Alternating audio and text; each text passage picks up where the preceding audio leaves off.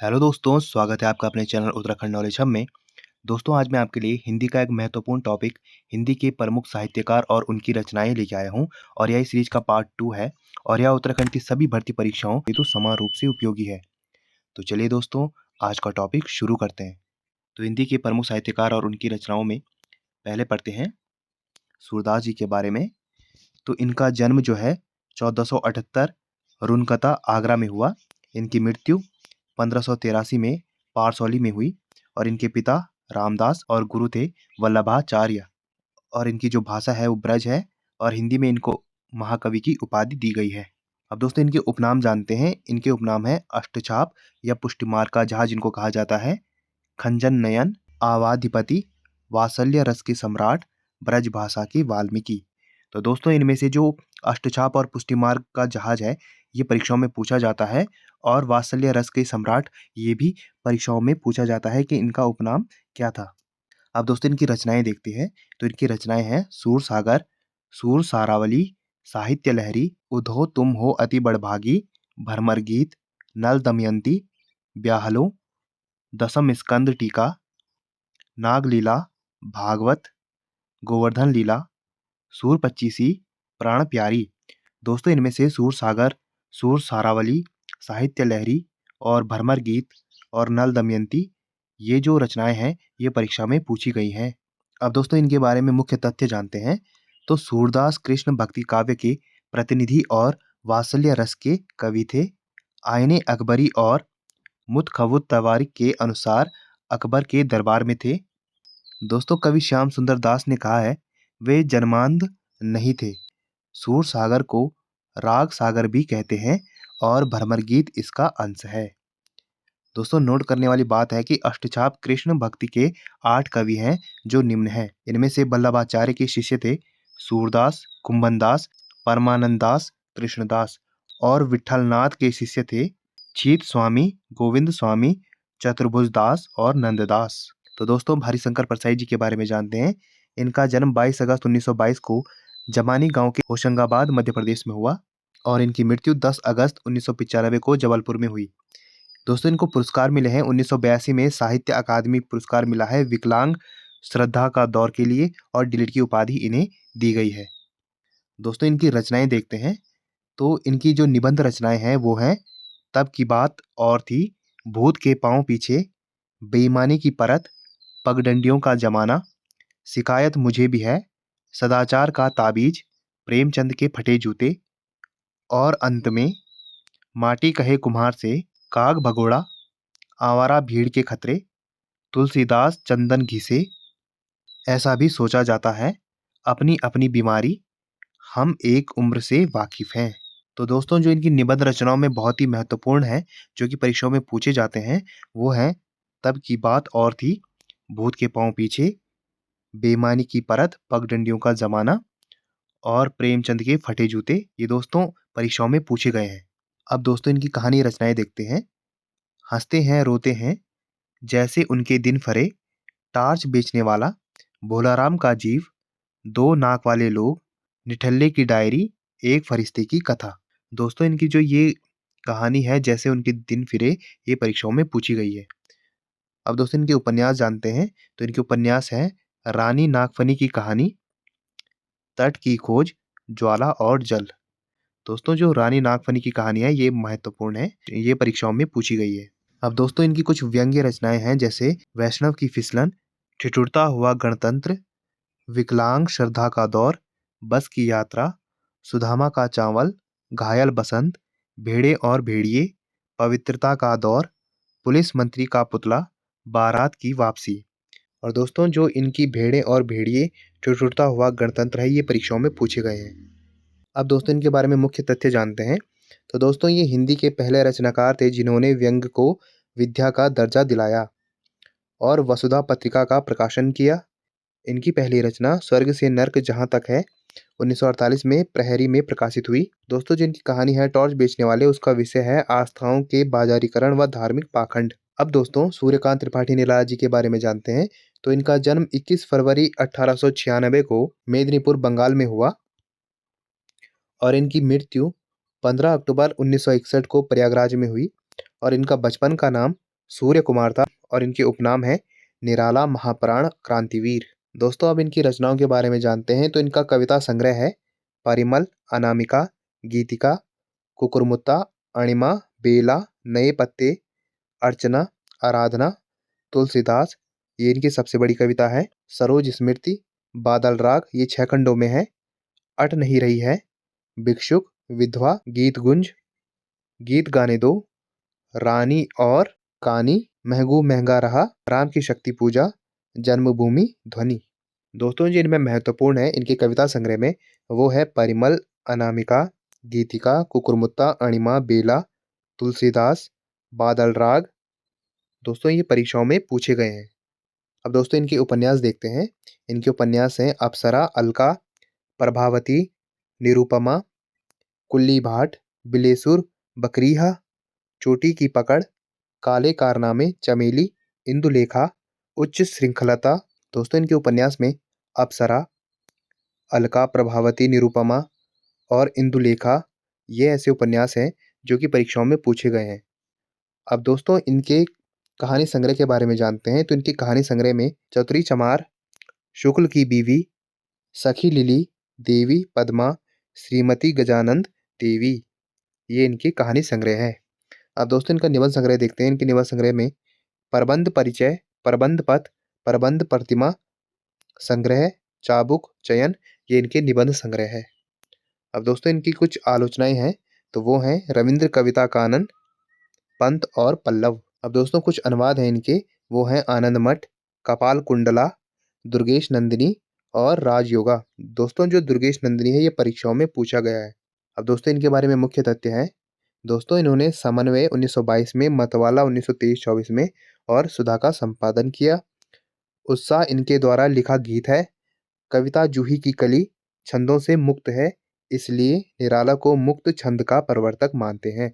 दोस्तों इनको मुक्त छंद का प्रवर्तक भी मानते हैं। और जो इनकी कविता है जूही की कली, ये भी परीक्षाओं में बहुत बार पूछी गई है। सरोज स्मृति कविता इनकी दिवंगत पुत्री सरोज पर आधारित है। दोस्तों ये भी महत्वपूर्ण है, ये परीक्षाओं में पूछी जाती है। दूधनाथ सिंह ने निराला को टैगोर की संज्ञा दी है। दोस्तों ये भी बहुत इंपॉर्टेंट है, जो दूधनाथ सिंह ने निराला जी को टैगोर की संज्ञा दी है। अब दोस्तों शेखर जोशी जी के बारे में जानते हैं। तो दोस्तों इनका जन्म 10 सितंबर 1932 को ओलिया गांव अल्मोड़ा में हुआ। और दोस्तों इनको जो पुरस्कार मिले हैं वो 1995 में साहित्य भूषण, 1997 में पहल सम्मान, 1987 में महावीर प्रसाद द्विवेदी पुरस्कार इनको मिला है। और इनकी रचनाएं देखते हैं दोस्तों। दोस्तों इनके उपन्यास हैं अथ मूषक उवाच, चींटे के पर, मेरा पहाड़। दोस्तों जी मेरा पहाड़ उपन्यास है, ये परीक्षाओं में पूछा गया है।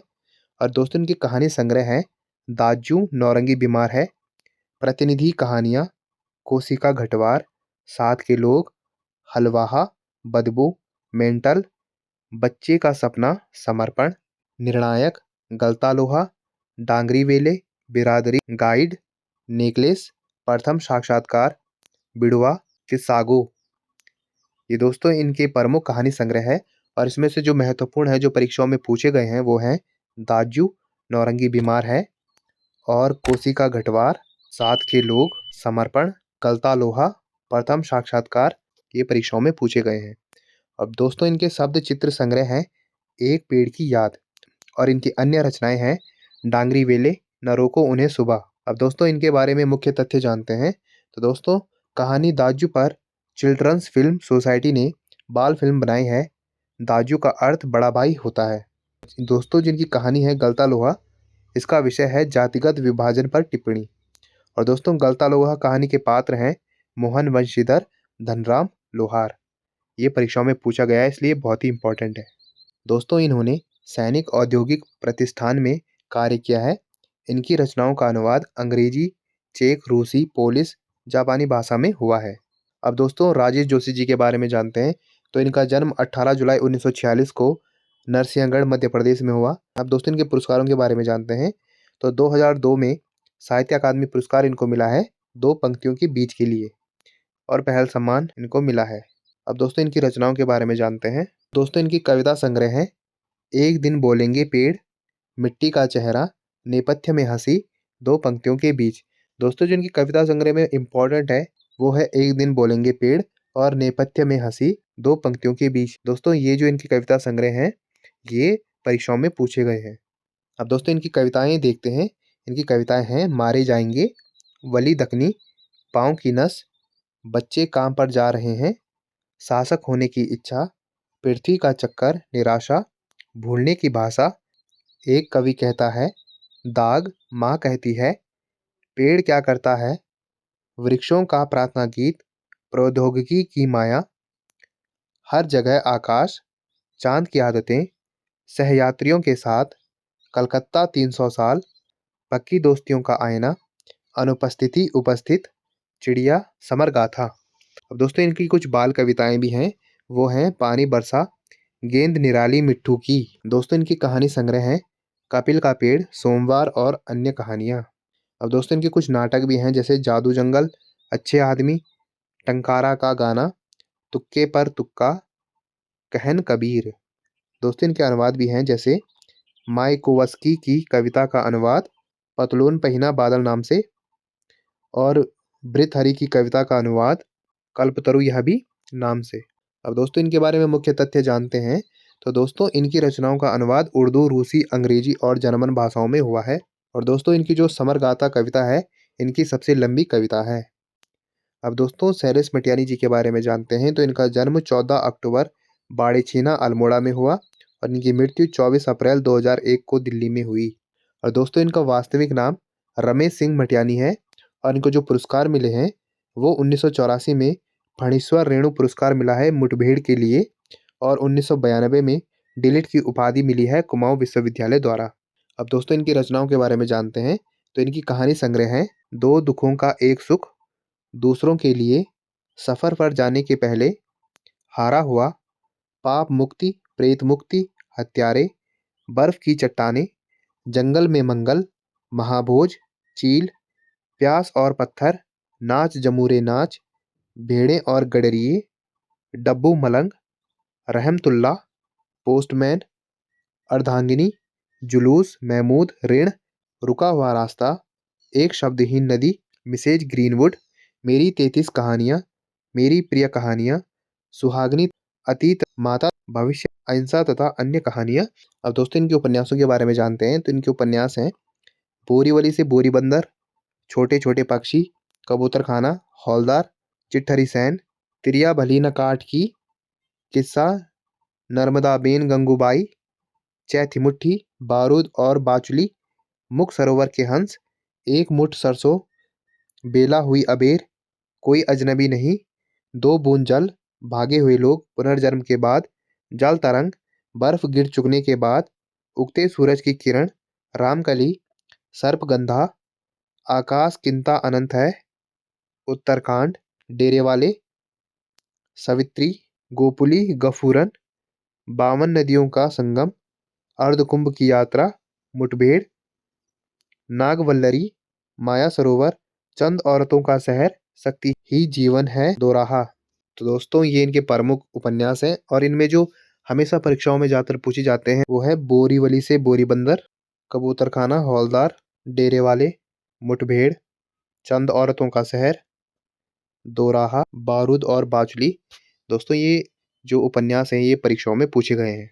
अब दोस्तों इनके कुछ बाल उपन्यास भी हैं जो हैं माँ तुम आओ, हाथी और चींटी की लड़ाई, भरत मिलाप, बिल्ली के बच्चे, मुड़ मुड़ कर मत देख, सुबह के सूरज, फूलों की नगरी। अब दोस्तों इनके निबंध और संस्मरण हैं। यह है मुख्य धारा का सवाल, कागज की नाव, राष्ट्रभाषा का सवाल, यदा कदा, लेखक की हैसियत से, किसके राम कैसे राम, जनता और साहित्य, यथा प्रसंग कभी कभार, राष्ट्रीयता की चुनौतियां, किसे पता है राष्ट्रीय शर्म का मतलब। अब दोस्तों इनके बारे में मुख्य तथ्य जानते हैं। तो दोस्तों इन्होंने विकल्प और जनपक्ष नामक दो पत्रिकाओं का संपादन किया है। ये भी बहुत इंपॉर्टेंट है दोस्तों, ये परीक्षाओं में पूछा जाता है। अगला है दोस्तों हजारी प्रसाद द्विवेदी। दोस्तों इनका जन्म 19 अगस्त 1907 को गांव आरत दुबे का छपरा, बलिया, उत्तर प्रदेश में हुआ। इनकी मृत्यु 19 मई 1979 को हुई। दोस्तों इनके कर्म क्षेत्र हैं एक निबंधकार, उपन्यासकार, अध्यापक और दोस्तों ये संपादक भी हैं आधुनिक कालीन। और दोस्तों जो इनकी कर्म भूमि है वो है वाराणसी। और दोस्तों जो इनको पुरस्कार मिले हैं वो मिले हैं 1957 में पद्म भूषण, 1973 में साहित्य अकादमी का पुरस्कार मिला है आलोक पर्व निबंध के लिए, और 1949 में डिलीट की उपाधि मिली है लखनऊ विश्वविद्यालय से। और दोस्तों जो इनका आलोक पर्व है ये बहुत ही इंपॉर्टेंट है, ये परीक्षाओं में पूछा जाता है। अब दोस्तों इनकी रचनाओं के बारे में जानते हैं। दोस्तों इनकी रचनाओं में आलोचना और साहित्यास कुछ इस प्रकार है, जैसे कबीर ना संप्रदाय, कालिदास की लालिल्य मीमांसा, मध्यकालीन बौद्ध का स्वरूप, हिंदी साहित्य की भूमिका, सूर साहित्य, हिंदी साहित्य का आदिकाल, हिंदी साहित्य उद्भव और विकास, आधुनिक हिंदी साहित्य पर विचार, साहित्य संचार, साहित्य का मम्र, लालित्य मीमांसा, मध्यकालीन धर्म साधना, प्राचीन भारत में कलात्मक विनोद, मेघदूत एक पुरानी कहानी, साहित्य सहचर। तो दोस्तों इनकी कुछ ये आलोचनाएं हैं जो कि बहुत ही महत्वपूर्ण है। अब दोस्तों इनके उपन्यासों के बारे में जानते हैं। तो इनके उपन्यास हैं बाण भट्ट की आत्मकथा, चारु चंद्रलेख, पुनर्वा, अनाम दास का पौधा। दोस्तों जो अनाम दास का पौधा है ये परीक्षाओं में बहुत बार पूछा गया है। अब दोस्तों इनके निबंध है क्या निराश हुआ जाए, एक कुत्ता और एक मैना, अशोक के फूल, कुटज, नाखून क्यों बढ़ते हैं, विचार प्रवाह, कल्पलता, विचार और वितर्क, आलोक पर्व, सीरीज के फूल। दोस्तों इनमें जो महत्वपूर्ण है वो है नाखून क्यों बढ़ते हैं, अशोक के फूल, एक कुत्ता और एक मैना, आलोक पर्व, सीरीज के फूल। दोस्तों ये परीक्षाओं में पूछे गए हैं। अब दोस्तों इनकी कहानियां देखते हैं, इनकी कौन कौन सी कहानियां हैं। आम फिर बौरा गए, महात्मा के महापरायण के बाद, ठाकुर जी की बटूर, केतु दर्शन, समालोचक की डाक, साहित्य का नया कदम, ये इनकी प्रमुख कहानियां हैं। और इनकी ग्रंथ संपादन है संदेश रासक, संक्षिप्त पृथ्वीराज रासो, नाथ सिद्धों की बानियां। और दोस्तों इनके कुछ अनुवाद हैं, वो हैं पुरातन प्रबंध संग्रह, प्रबंध चिंतामणि, लाल कनेर, विश्व परिचय। और दोस्तों इनमें अन्य है तत्व मीमांसा, मृत्युंजय रविंद्र, प्लेटो गणराज्य, स्वतंत्र संघर्ष का इतिहास, पुनच्च सहज साधना, ब्रह्मसूत्र भाषा, कुंभा रामायण, कृतिवासा रामायण। अब दोस्तों इनके बारे में मुख्य तथ्य हैं, इनके बचपन का नाम बैजनाथ द्विवेदी था और इन्होंने आदिकाल को आदिकाल की संज्ञा दी। दोस्तों जो आदिकाल है वो इन्होंने ही कहा है। दोस्तों ये 1952-53 में काशी नागरी प्रचारणी सभा के अध्यक्ष थे और 1955 में प्रथम राजभाषा आयोग के सदस्य बने थे। और दोस्तों अभिनव भारती ग्रंथमाला, विश्व भारती पत्रिका का इन्होंने संपादन किया था और ये हिंदी भवन के संचालक भी रहे हैं। और इन्होंने कबीर को वाणी का डिटेक्टर कहा है, ये भी बहुत इंपॉर्टेंट है दोस्तों, ये बहुत बार पूछा गया है।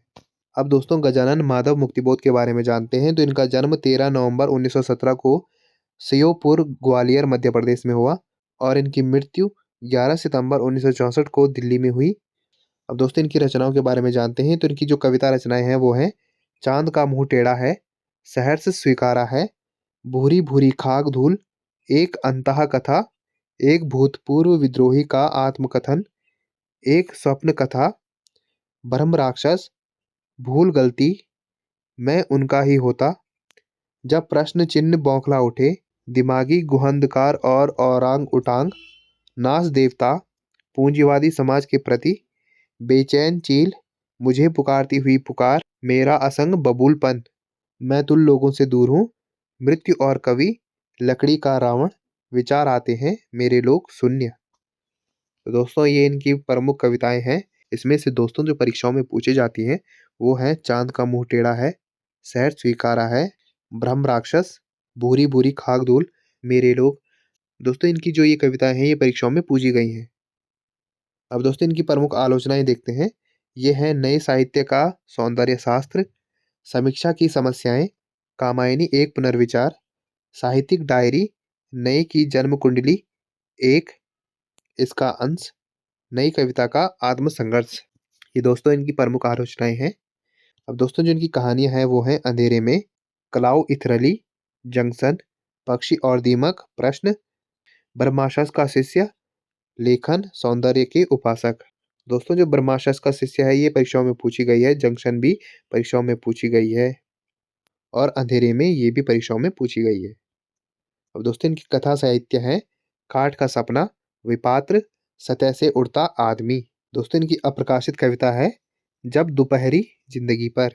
अब दोस्तों इनकी कुछ निबंध हैं, वो हैं कला का तीसरा बाण, शमशेर मेरी दृष्टि में, कलाकार की व्यक्तिगत ईमानदारी, सौंदर्य प्रतीति की प्रक्रिया, मध्ययुगीन भक्ति आंदोलन का एक पहलू। और दोस्तों इनकी अन्य रचनाएं हैं भारत, इतिहास और संस्कृति। अब दोस्तों इनके बारे में मुख्य तथ्य हैं, इन्हें प्रगतिशील कविता 1936 से 43 और नई कविता 1951 के बीच का एक सेतु माना जाता है और यह मूलतः एक कवि थे और इन्होंने उज्जैन में मध्य भारत प्रगतिशील लेखक संघ की नींव डाली। और दोस्तों ये एक ऐसे लेखक हैं जिनकी कविताओं और किताबों का प्रकाशन इनकी मृत्यु के बाद हुआ। दोस्तों इनके जीवित रहते इनकी सिर्फ एक किताब छपी, वो थी एक साहित्यिक डायरी। और दोस्तों इन्होंने नया खून साप्ताहिक का संपादन किया। तो दोस्तों आज हमने हिंदी के प्रमुख साहित्यकार और उनकी रचनाएं पार्ट 2 के बारे में पढ़ा, जो कि परीक्षा की दृष्टि से बहुत ही महत्वपूर्ण है। और ऐसे ज्ञानवर्धक वीडियोस के लिए आप मेरे चैनल को लाइक कीजिए, कमेंट कीजिए, शेयर कीजिए, सब्सक्राइब कीजिए और दोस्तों मुझे इंस्टाग्राम पे फॉलो कीजिए।